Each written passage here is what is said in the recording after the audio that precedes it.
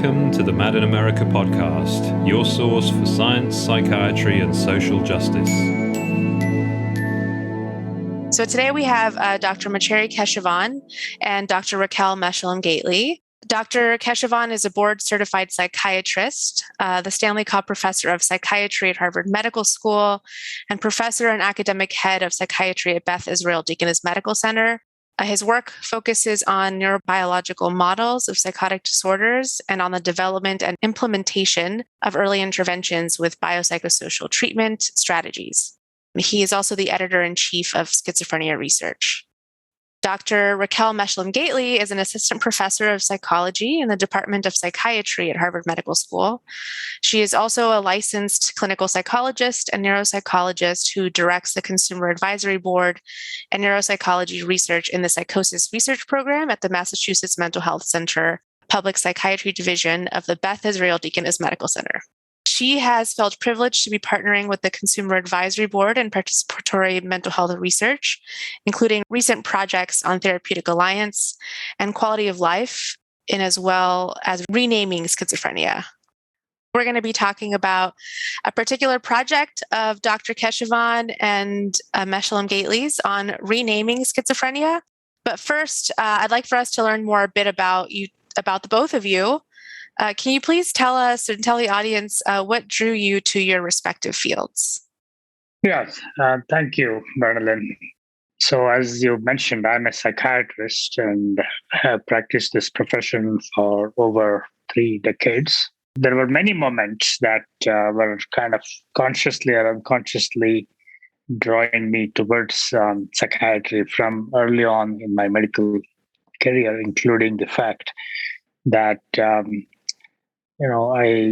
people somehow felt that they could somehow come and talk to me about their problems. And I felt that that was something that was a strength I had, that people felt comfortable sharing their problems with me.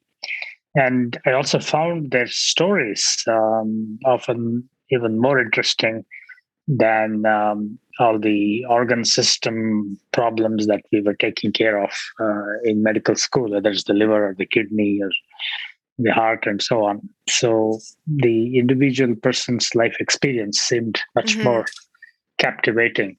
So it was very early on in my medical school. But what drew me to study schizophrenia, is an interesting question.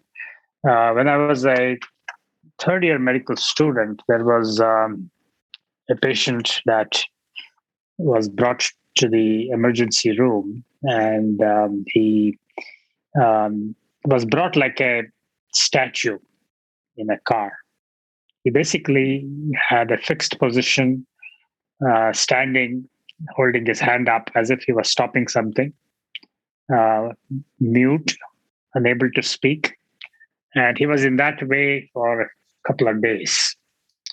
And so everyone saw, different specialty physicians, including neurologists and internists and so on, did lumbar punctures, and nothing turned out to be, show anything specific that they could find. And then a psychiatrist came and took one look at him and said, "This is catatonia.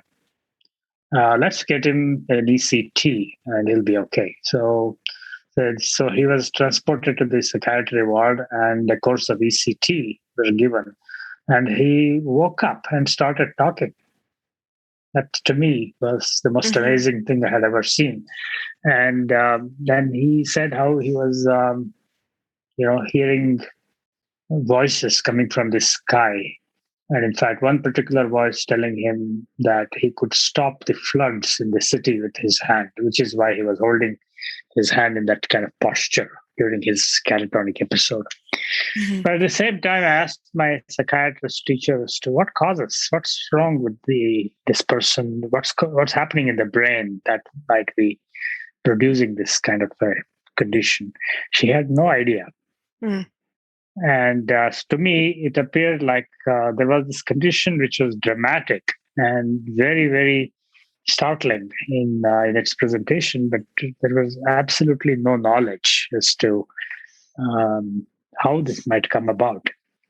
What kind of a disease is this? Is it a brain disease even at all? At that time, it was not even clear for the field that schizophrenia was necessarily a brain disease. This was in the late 1970s. Mm-hmm. So that is what got me really interested in schizophrenia, even from my medical student days. And then I did my psychiatry residency and then, developed an interest in schizophrenia research. Raquelle, what drew you to your respective field? So, as you mentioned, I'm a clinical psychologist with a specialty in neuropsychology. I've always been interested in or fascinated by brain behavior relationships and the multiple factors and complexities surrounding why people act, think, and feel the way that they do.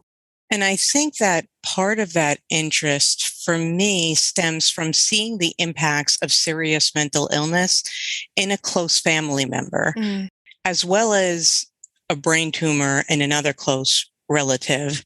And then both of my parents worked in the mental health field. And for a while, I had also worked as a certified nursing assistant on the dementia unit of a nursing home. That was during college. And I think through all of those experiences, I saw that there's still so much work to be done to help people with a variety of neuropsychiatric conditions.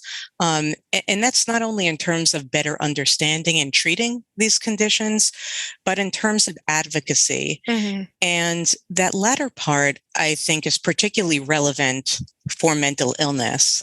While there's no question that we need to better understand and treat and advocate for people with many health conditions, we unfortunately still live in a world with stigma that's not always friendly to people with lived experience with mental illness. There's often so much stigma that people with mental illness face that they can feel like they don't have a voice, or it can lead to marginalization and other inequities. So I think that makes advocacy for people with mental illness especially important. And in my job as a psychologist working in a psychosis program at an academic medical center, I really feel privileged that I can not only contribute to assessment, treatment, research, and teaching, but to advocacy efforts as well. So again, I think both professionally and personally, this work means a great, great deal to me.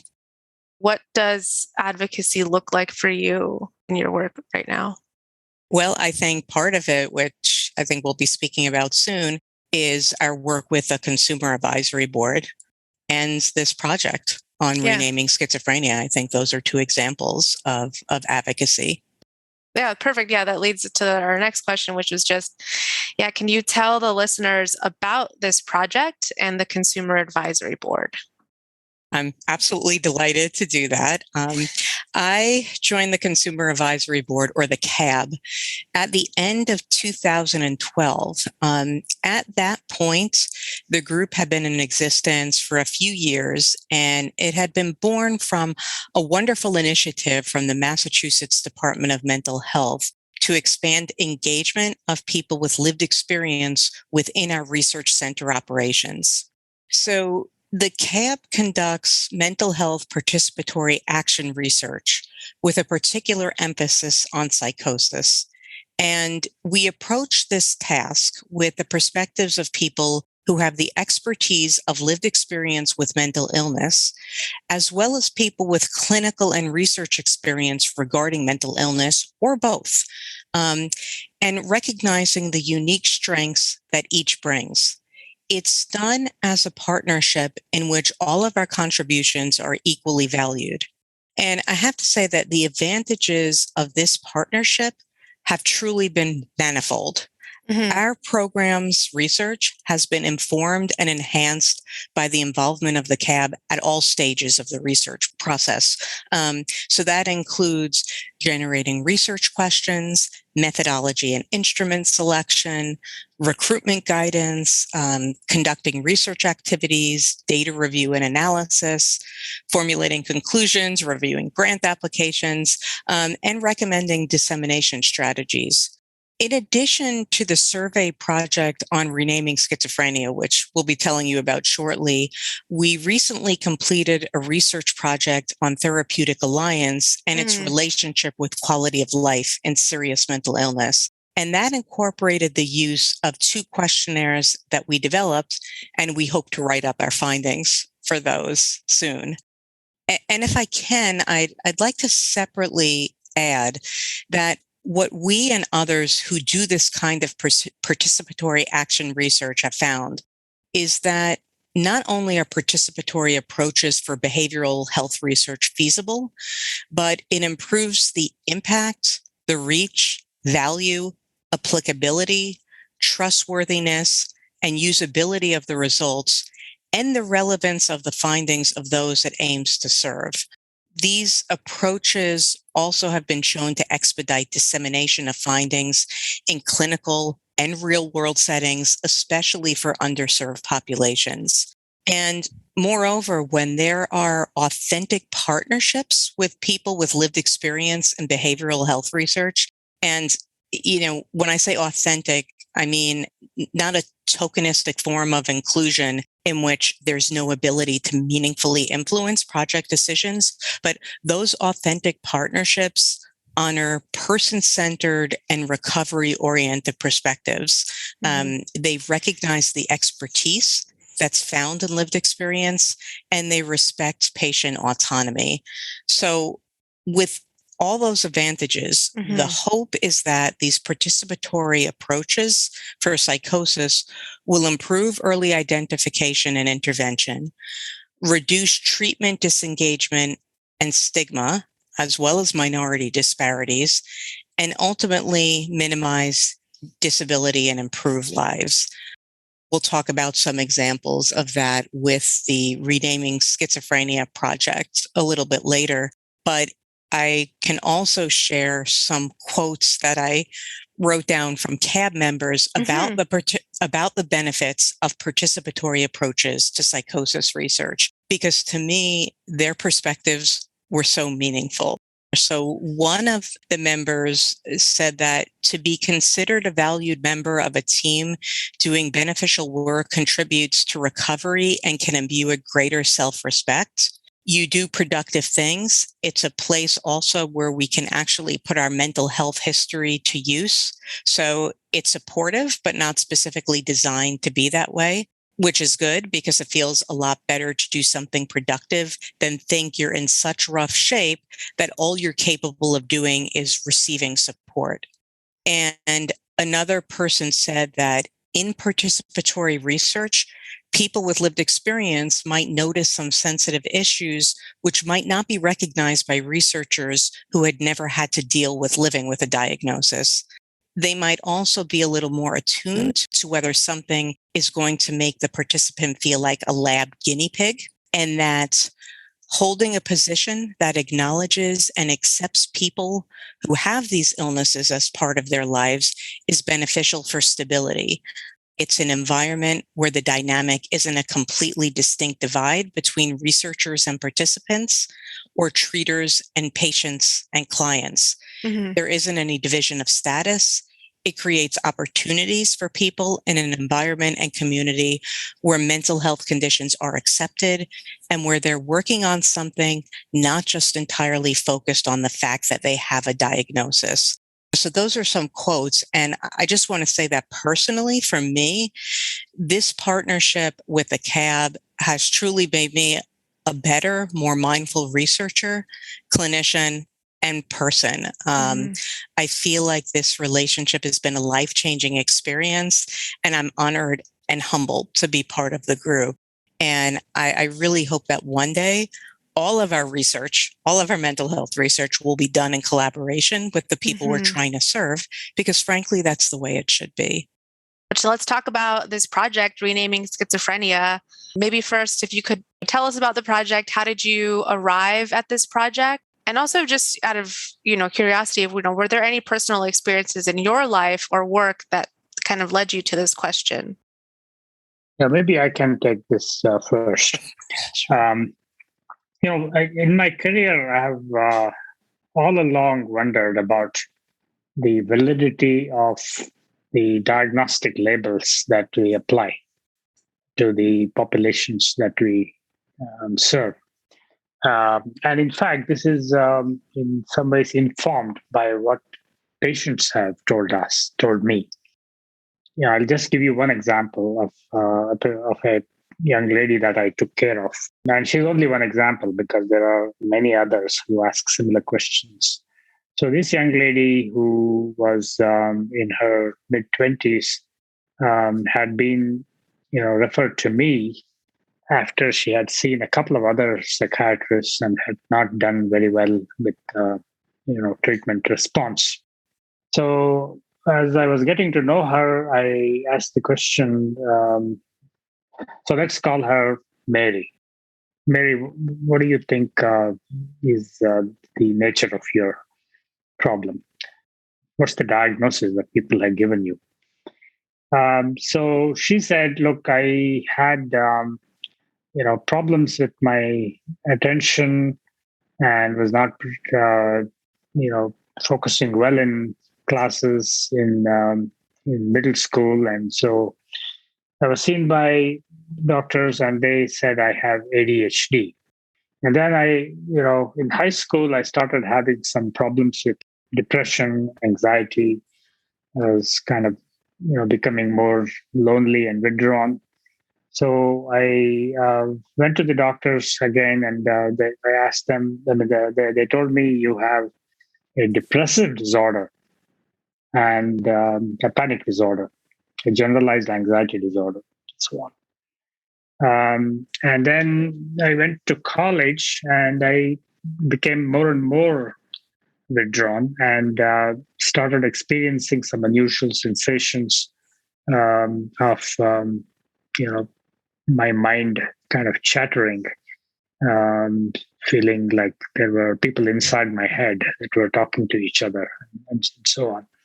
But I was also at the same time, I was having mood swings that were very severe in either direction, being ecstatic and happy and irritable, and also at some other times being, deeply miserable and sad.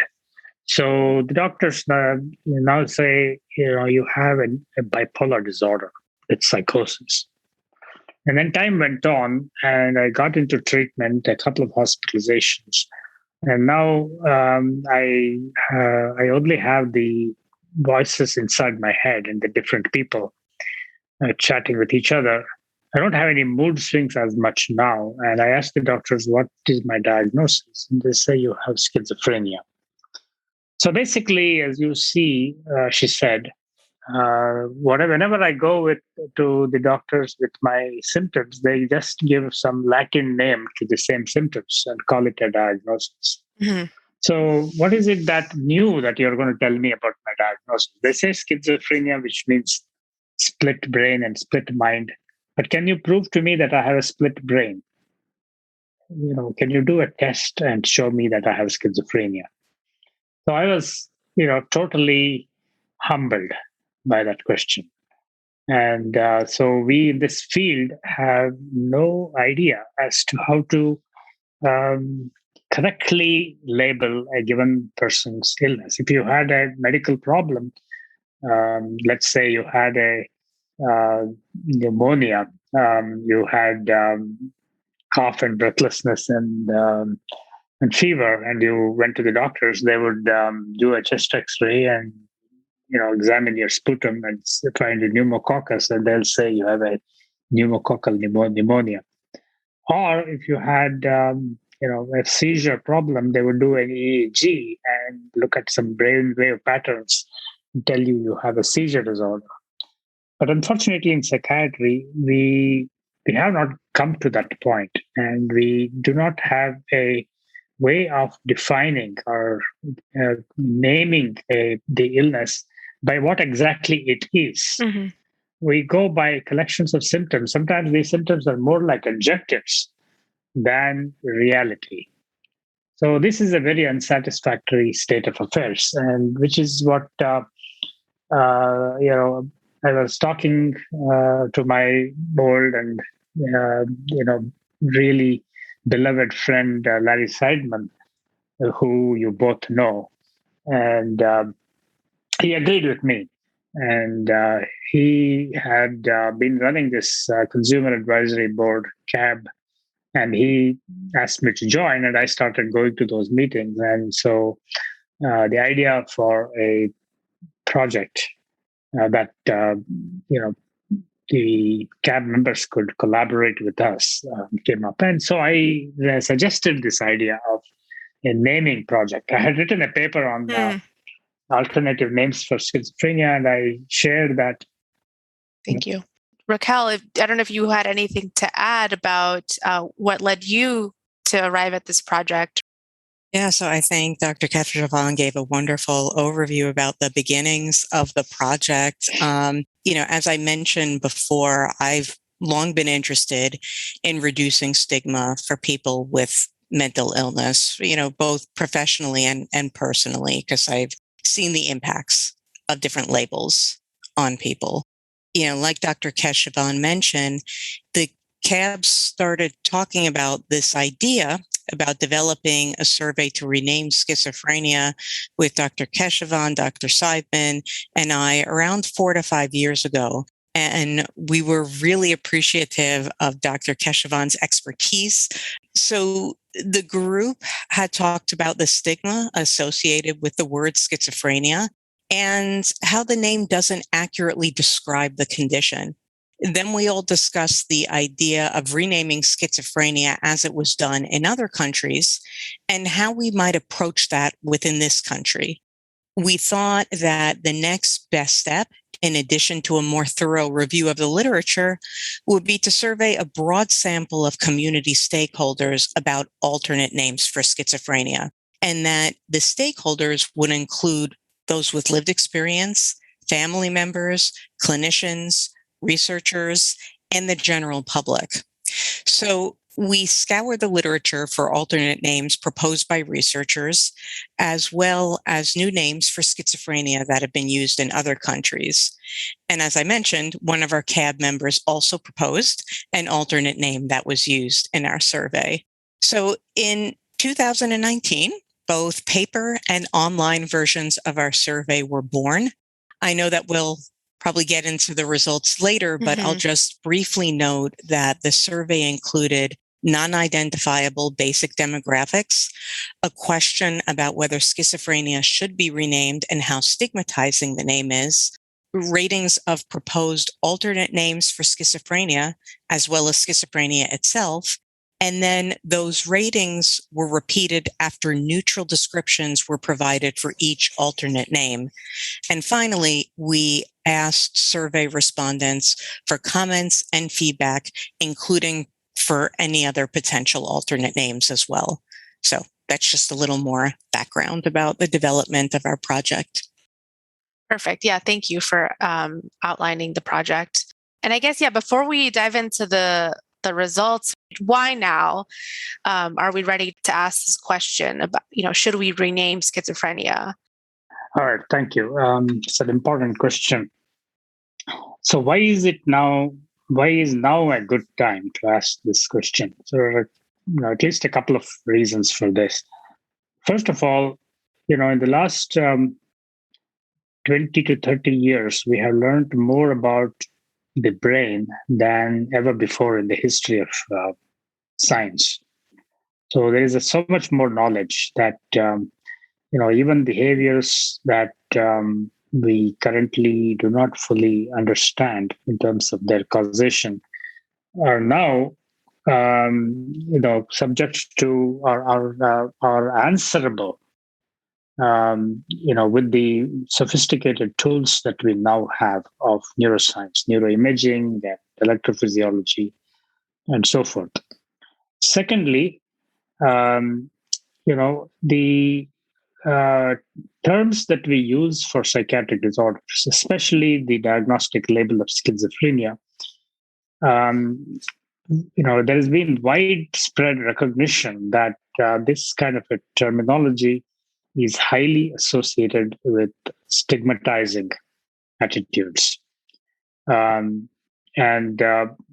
look around the rest of the world, and already other countries have been bold enough to go ahead and make a change in naming of this illness. Like in Japan, the term schizophrenia was replaced a few years ago by the term integration disorder. In Korea, the term schizophrenia was replaced by the term attunement disorder. In China, the term disorders of thought and perception was introduced to define schizophrenia. So there have been many of these efforts, and these are all coming from largely movement by the patient and family populations themselves. These kind of alternative suggestions, but there have been some suggestions from the medical community as well. For example, one name that has been proposed by Jim van Os in the Netherlands, who suggested the name salience disorder. Another name that was suggested was a dopamine dysregulation disorder.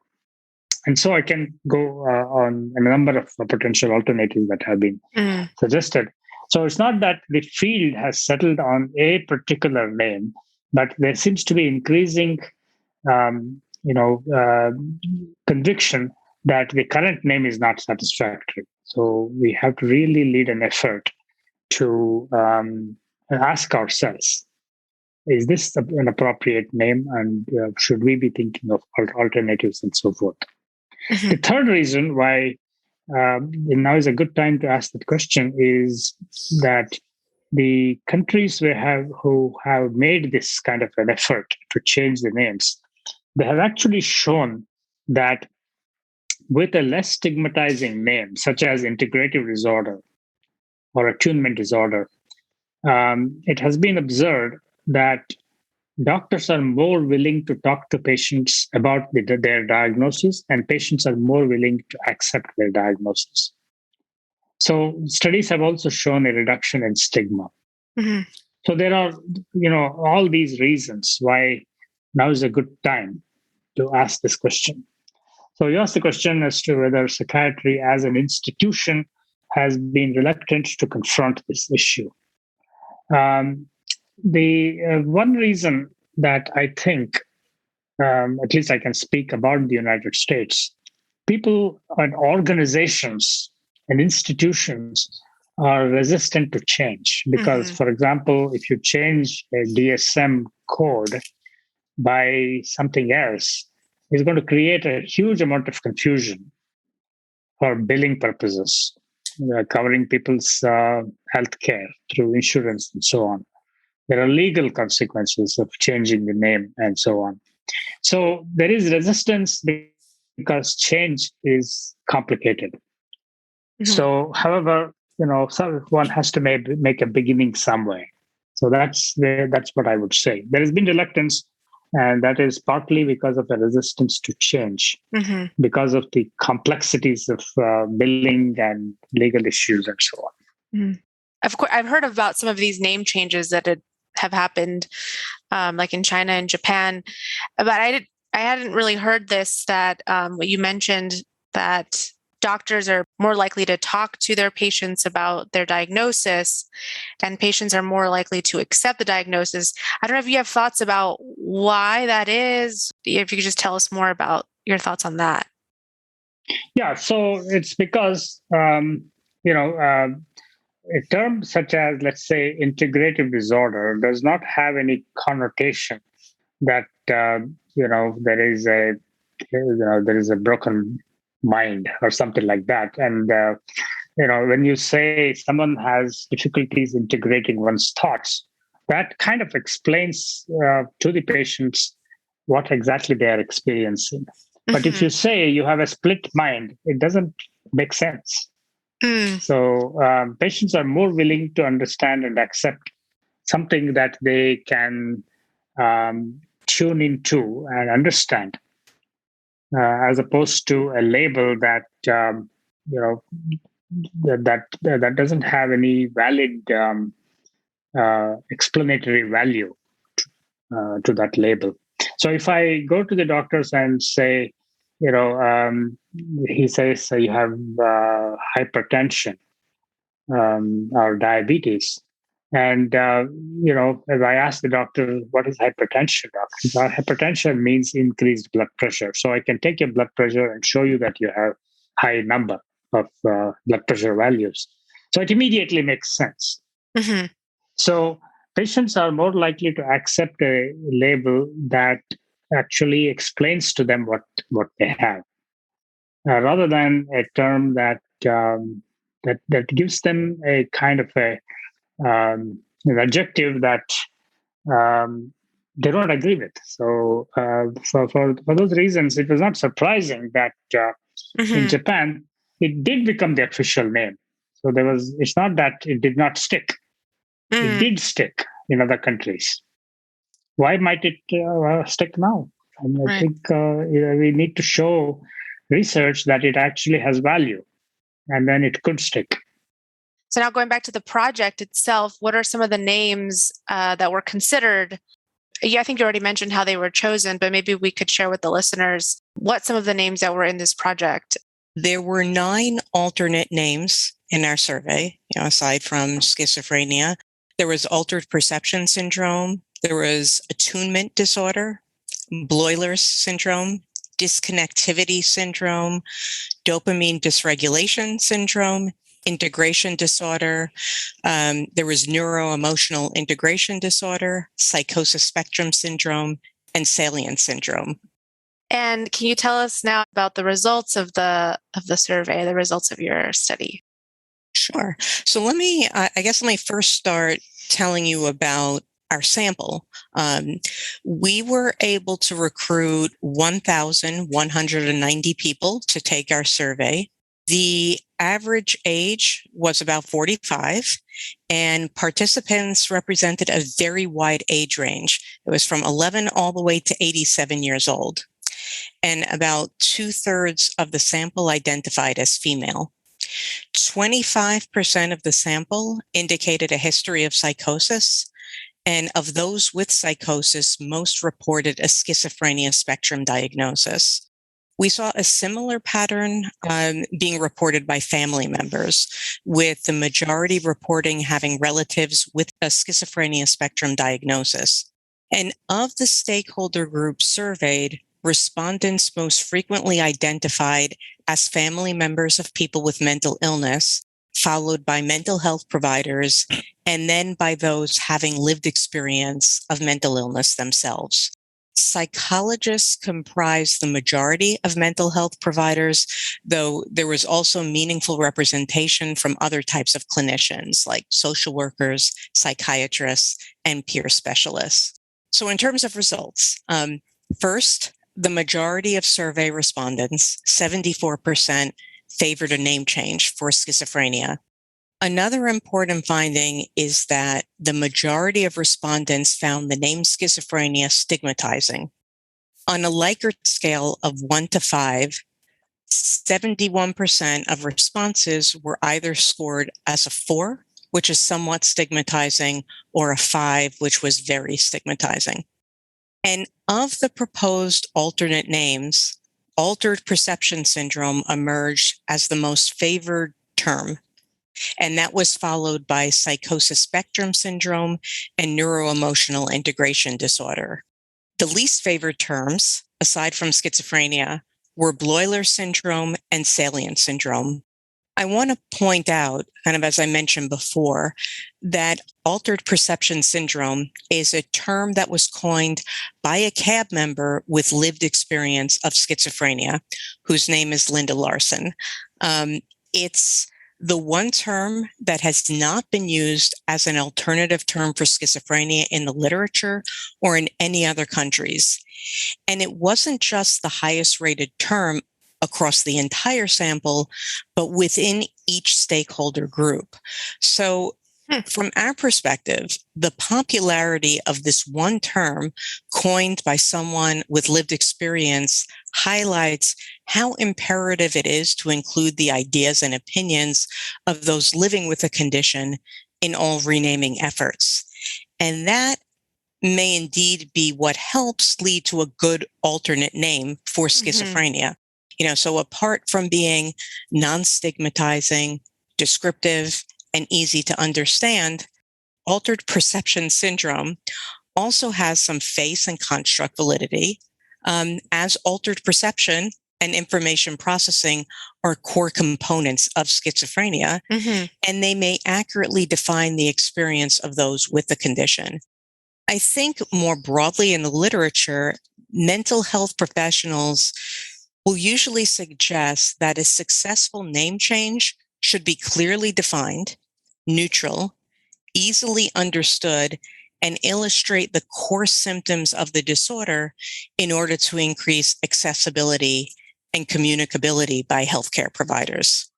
I also want to point out that for the most part, after descriptions for all the alternative terms were given, support for renaming schizophrenia increased significantly, as did favorability ratings for the alternative terms. So by describing the terms, they may have become more accessible and better understood. And it may also suggest that a name change could best decrease stigma and increase knowledge of the disorder when it's accompanied by initiatives to educate the public.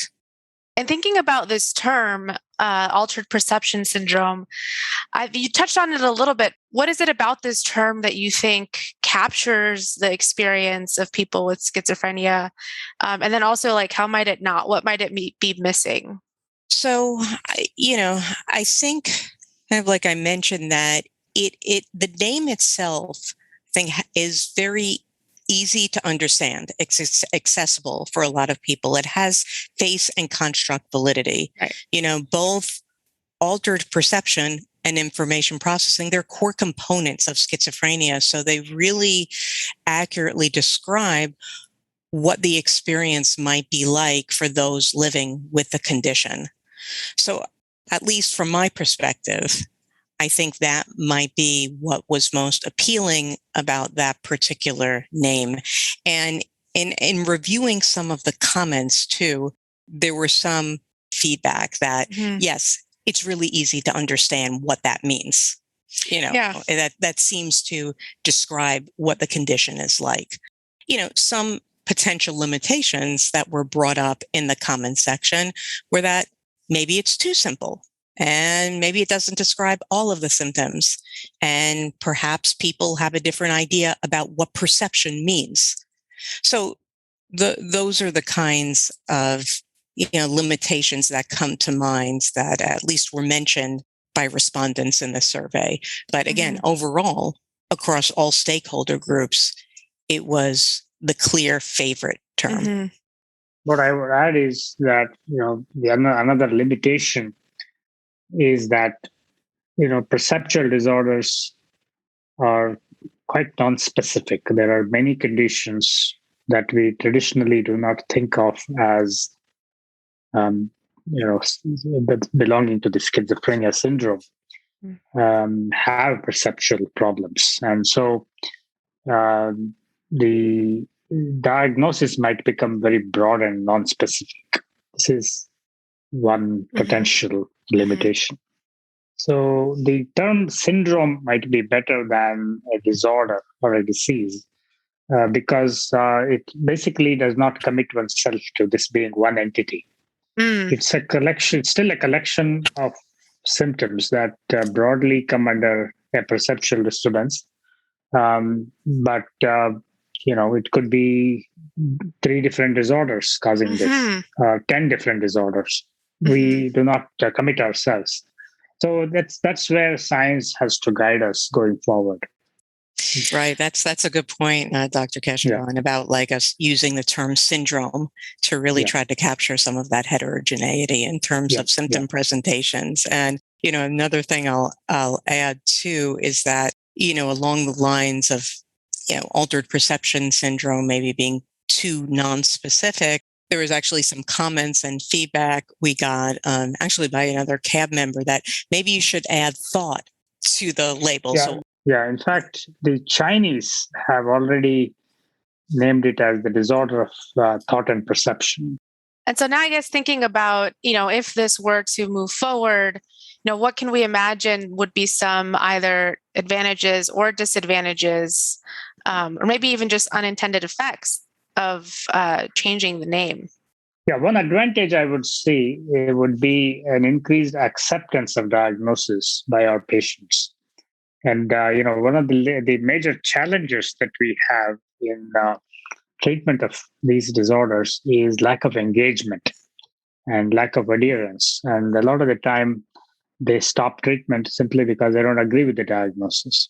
Mm-hmm. So if we have a name that is more acceptable, that may increase the comfort level of the clinicians talking to the patients and the patients sharing their diagnosis and taking the appropriate steps to get better. Mm-hmm. So treatment engagement would be an important advantage. There could be some disadvantages, some unintended consequences. And that is, as I initially alluded to, any label that we come up with could be misused in a broad way. There's also the possibility that any new name also might become stigmatized. So that cannot be ruled out. Mm-hmm. And stigma originates not just from a label, but also the illness itself in many ways, and the behaviors that are generated by the illness. And unfortunately, some of the undesirable symptoms of what we call schizophrenia, the increased tendency to violence and so forth, might themselves contribute to the stigma as well, even independent of the diagnostic label that we give. And the profession has the responsibility of developing better treatments so that the disease itself can, get better. So that the stigmatizing, the stigma attached to the names of those diseases could get better and better. And also, it is the responsibility of the profession to, really investigate and get to the bottom of what causes these disorders. We're still just barely scratching the surface there. Mm-hmm. So until we do that, some level of stigma will continue to be there with whatever name we give. So it's a matter of degree. Mm-hmm. A new name is not going to take stigma away completely. Right. I think Dr. Keshavan summarized, a lot of the advantages and disadvantages of renaming schizophrenia.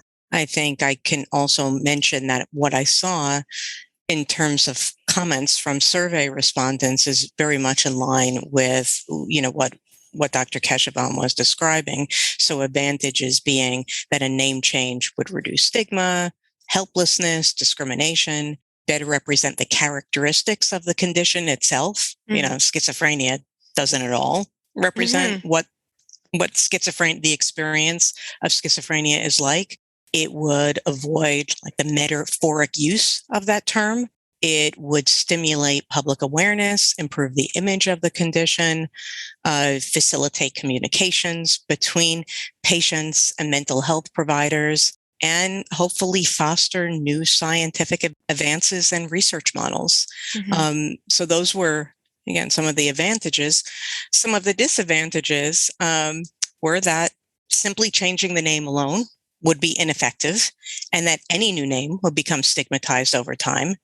And people who said that just in general called for public education about the term, that alone should be sufficient.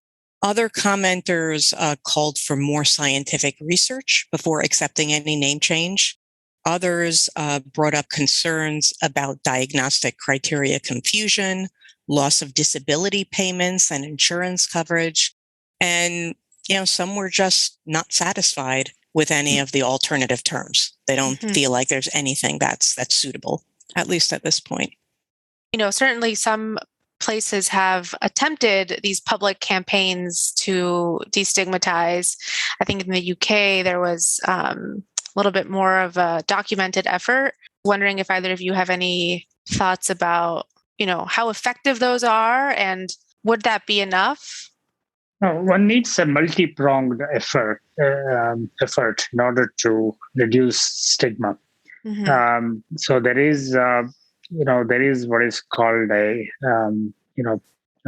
personalized stigma, or one becomes stigmatized about one's own illness, and so that requires the therapist to focus on integrating the concept of illness into one's entirety, as opposed to becoming defining oneself as a schizophrenic, to move from that towards someone who has schizophrenia, in addition to being a good son or a brother or a husband or a family member or a worker, and so forth. So there is a lot more to a given individual's life than just having a label, and that kind of a recovery-oriented care would be a very important aspect of reducing stigma.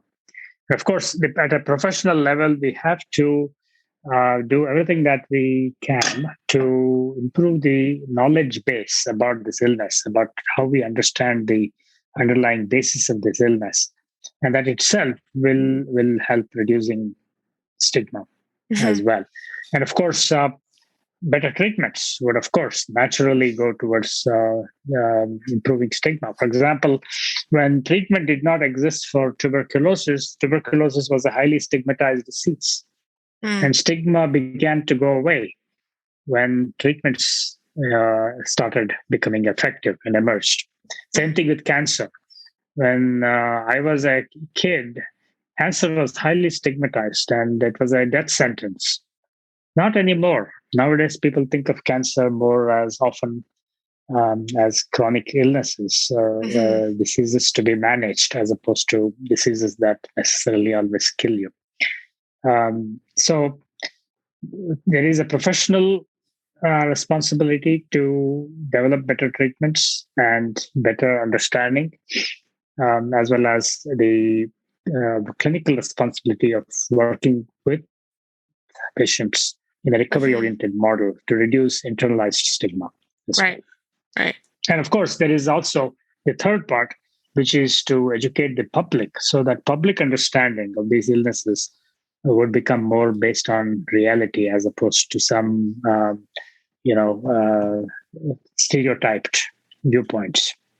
I attended a talk that both of you gave, which was excellent, a few months ago, on where you presented this project.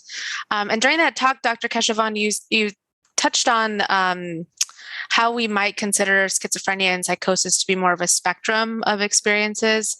And so I'm wondering, how does our knowledge of what schizophrenia is, that spectrum of experiences, how does that inform renaming schizophrenia?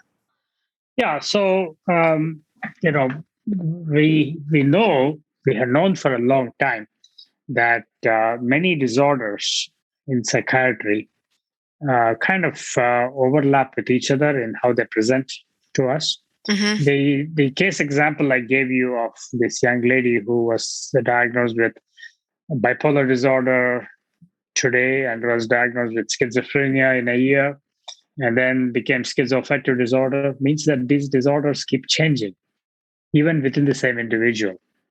And then between the diagnosticians, these conditions are almost used interchangeably, these labels.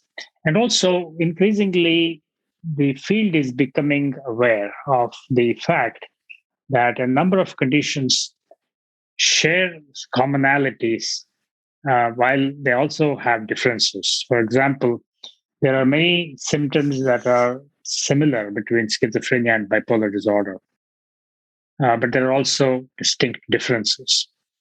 And someone with a psychotic bipolar disorder might be diagnosed as schizophrenia in some situations and might change to bipolar in others. It's not that the disease itself has changed, but the symptoms kind of overlap and change over the course of time. Increasingly, the field has thought of defining these as disorders that blur into one another with some overlaps, just like a rainbow spectrum. red and orange, and violet. They kind of run into each other with various shades in between. So the same way, psychotic disorders might have multiple disorders: schizophrenia, schizophreniform, delusional disorder, brief psychotic disorder, schizoaffective disorder. They all have some commonalities, but also some differences. So it is better to think of them like a spectrum as opposed to independent conditions. This is the same thing that is true of the rest of medicine as well. In nature, these diseases do not exist as watertight, isolated compartments. Right. They are continuous. So it is better, more accurate to describe them as spectra, just like autism spectrum disorders. Mm-hmm. Interestingly, a number of journals, including a journal that I edit called Schizophrenia Research, has now changed their names to Schizophrenia, Journal of Schizophrenia Spectrum Disorders. Same thing with Schizophrenia Bulletin. So there are institutional changes as well in parallel to the clinical understanding of the spectrum nature of these illnesses. Right. Yeah, and I'll just say the DSM-5 also revised the section on schizophrenia and other psychotic disorders to schizophrenia spectrum and other psychotic disorders. So kind of along the same lines, there's definitely momentum for that change. And so this kind of relates to, for Dr. Keshavan, some people might respond to you, by saying that we should just remove the label entirely. Like, for example, Jim Van Os in 2016 suggested that schizophrenia does not exist. And so there have been some arguments that it's stigmatizing, but it also doesn't hang together as a construct and also doesn't capture the diverse and heterogeneous experiences of those with schizophrenia. I'm just wondering your response to this, and then also just how does renaming address these concerns, if it does? Well, Jim Van Os, I know him very well.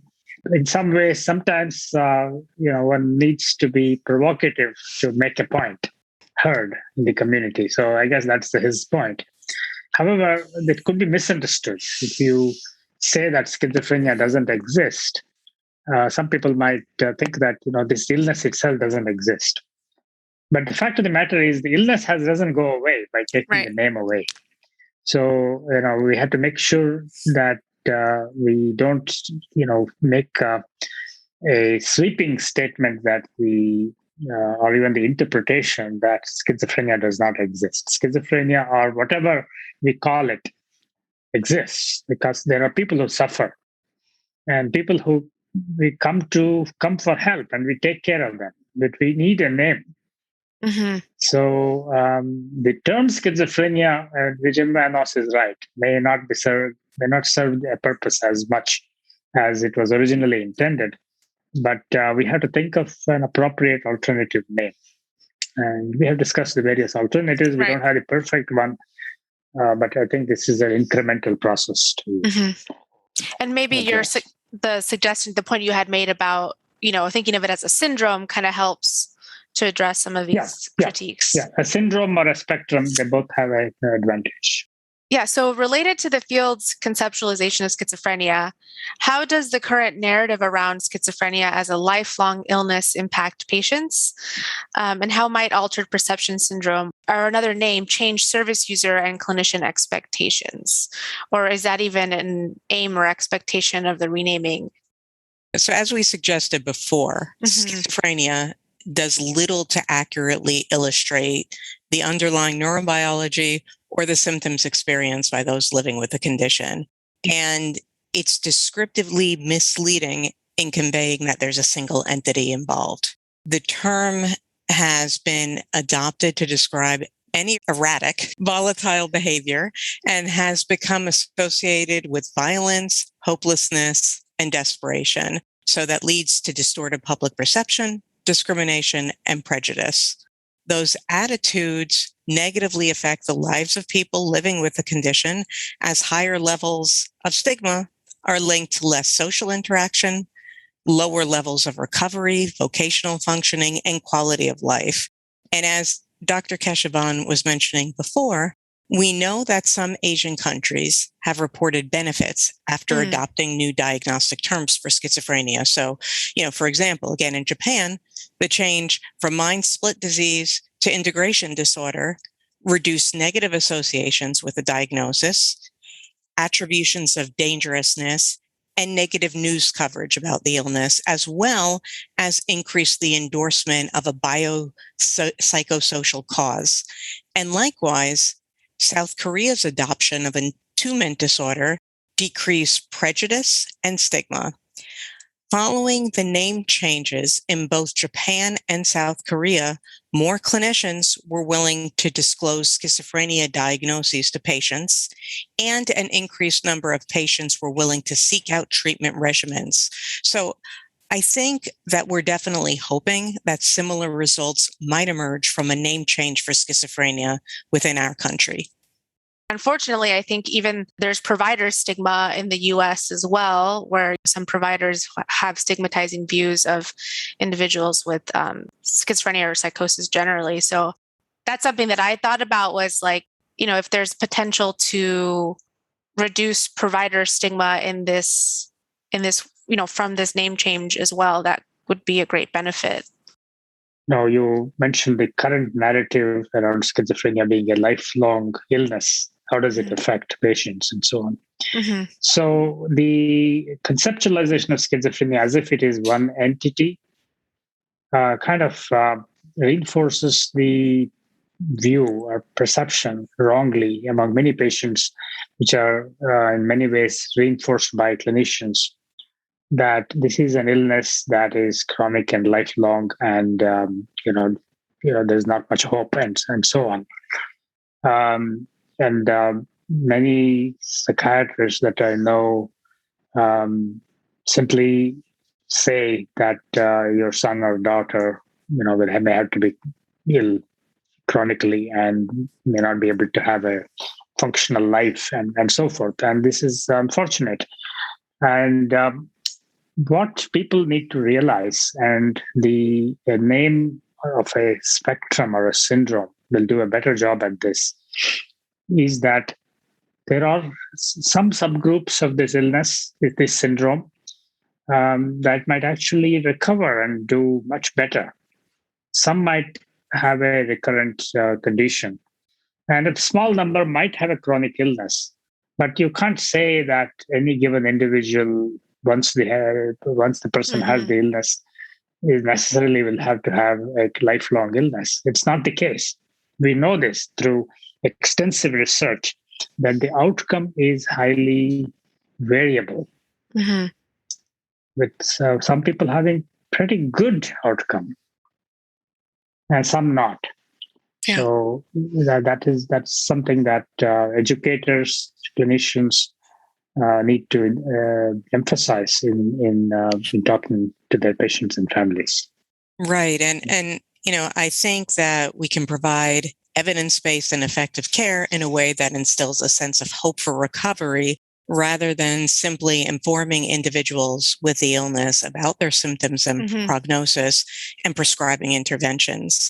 Dr. Keshavan and I, along with two of our colleagues, Drs. Michelle Friedman-Yakubian and Bashan Davis, recently submitted a paper related to this topic, in which Kesh, who is the master of acronyms, came up with another wonderful acronym for an approach to working with people with psychosis that integrates aspects of both psychoeducational and recovery-focused models. So, Kesh, would you like to share that acronym with everyone? I'm good at coming up with acronyms, but not very good at remembering them. So, but I'll try my best. So the name I came up with is called Inspires. So this is basically, it captures the key principles in how to talk about diagnosis with our patients, which is really an art as well as a science. And this is important in all of medicine, and there are similar principles that are outlined in talking about cancer or other kinds of major medical problems and so on. In psychiatry, one has to be even more thoughtful because there is so much stigma. So reducing stigma or minimizing or avoiding it becomes an important part of it. So the diagnostic discussions that have to begin at the very beginning, as we are beginning to understand what the patient is coming to us with, would have to be individualized, because each person's background and situation is different, and how we present the information would have to be individualized.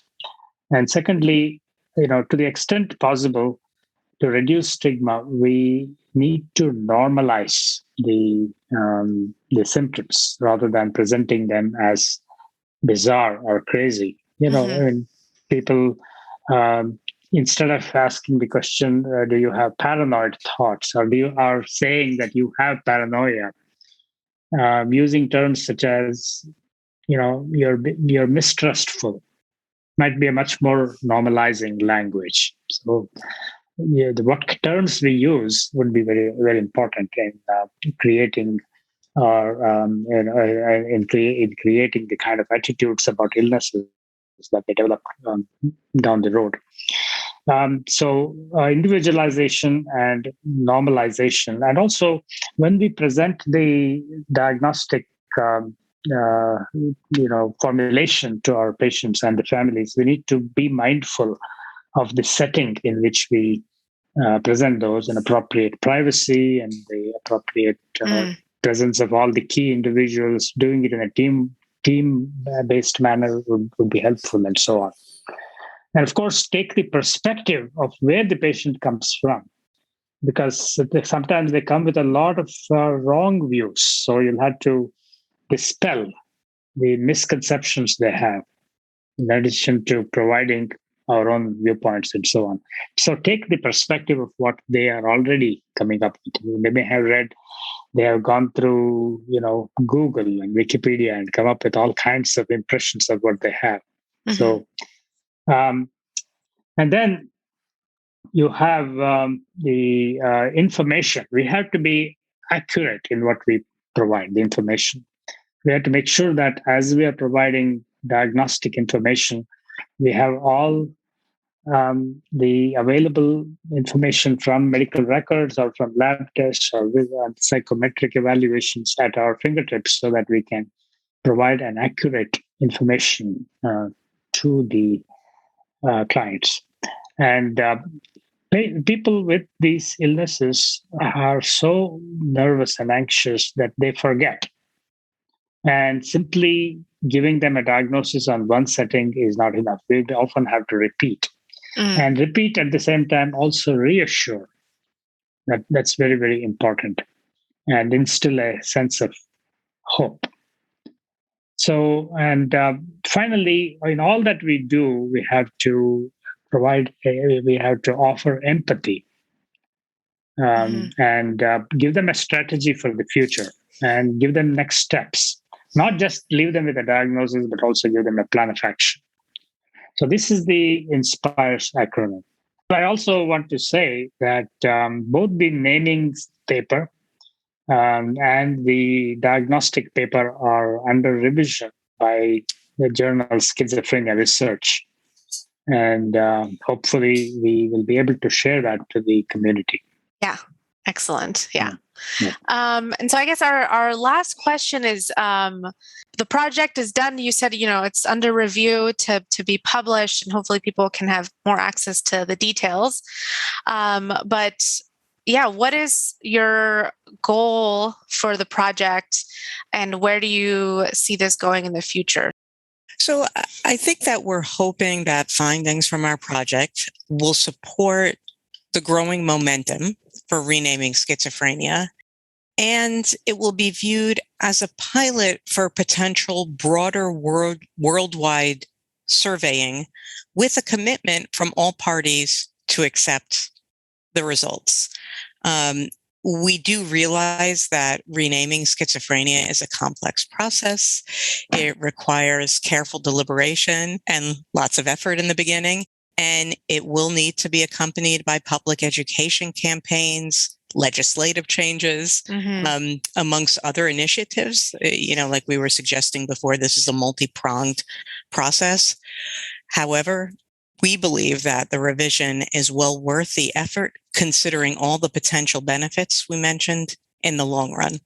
Yeah, I would add to that our observations, which Raquelle summarized, echo similar observations from other studies in Europe and Asia. And so we need to develop an international consensus. And also, even within our study, we have there are some limitations. We did not get enough of a input from African American and other minority, stakeholders. So we would like to be able to do this in a bigger, more systematic way. But what we have done so far is giving us some directions for the future. Yeah. So I guess with that, I just want to thank you for your time. Thank you for this very important work you're both doing. Thank you. Thank you. Thank you for listening to the Mad in America podcast. Visit madinamerica.com for more news, views, and updates.